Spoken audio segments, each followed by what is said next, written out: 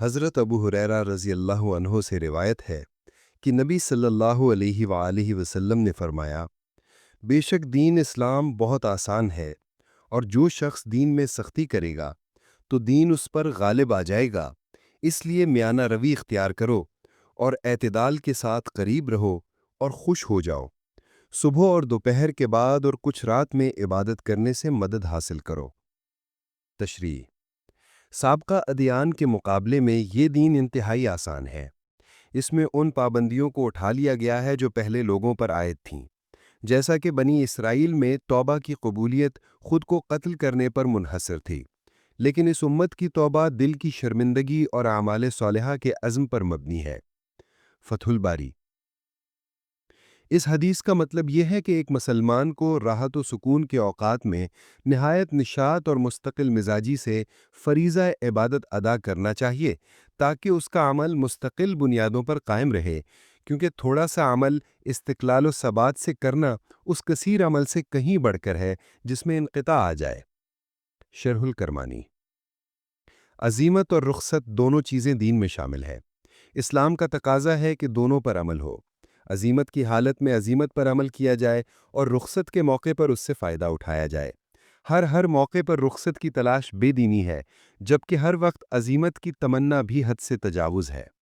ایسا کرنے میں ناکامی کا اندیشہ اور نامرادی کا خطرہ رہتا ہے۔ جیسا کہ پانی کے استعمال پر کوئی عذر مانع ہو تو تیمم کی اجازت ہے، ایسے موقع پر پانی کے استعمال پر اصرار کرنا دین میں تشدد ہے، جسے اسلام نے پسند نہیں کیا۔ اس حدیث میں میانہ روی کی تعلیم دی گئی ہے۔ استقامت اور میانہ روی کا راستہ بھی انتہائی دشوار ہے۔ رسول اللہ صلی اللہ علیہ وآلہ وسلم نے فرمایا کہ سورۃ ہود نے مجھے بوڑھا کر دیا ہے۔ جامع ترمذی۔ کیونکہ اس سورت کی آیت نمبر 112 میں آپ کو استقامت کا حکم دیا گیا ہے۔ یہ ایسی ذمہ داری تھی کہ رسول اللہ صلی اللہ علیہ وآلہ وسلم نے فرمایا کہ اس نے مجھے قبل از وقت بوڑھا کر دیا ہے۔ اس لیے حدیث میں ایک دوسری صورت بتائی گئی ہے کہ اگر پورے طور پر سداد اور استقامت حاصل نہ ہو تو کم از کم اس کے قریب قریب تو رہو۔ اسی طرح عمل کی توفیق پر خوش ہو جاؤ، اور یہ خوشی صرف استقامت میں ہی نہیں بلکہ اس کے قریب رہنے سے بھی حاصل کی جا سکتی ہے۔ بشارت حوصلہ بڑھانے کا ایک طریق ہے۔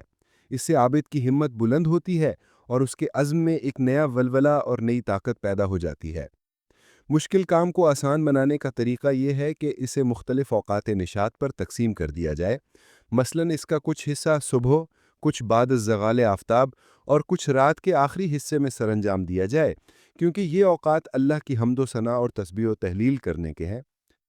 ان کاموں کے بجا لانے سے دل میں طاقت پیدا ہوتی ہے۔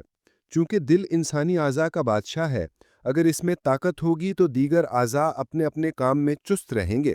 اس طرح کئی اور مشکل کام کرنے میں آسانی رہتی ہے۔ فتح الباری۔